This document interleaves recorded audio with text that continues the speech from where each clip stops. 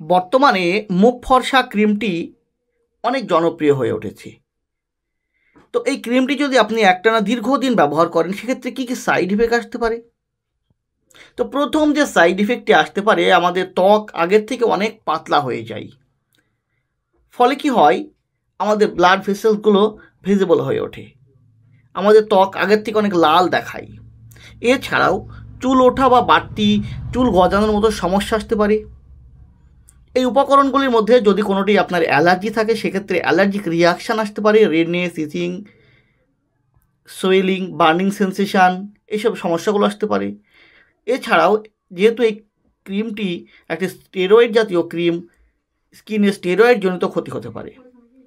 এছাড়াও অ্যাকনি অর্থাৎ ব্রণ বেড়ে যেতে পারে।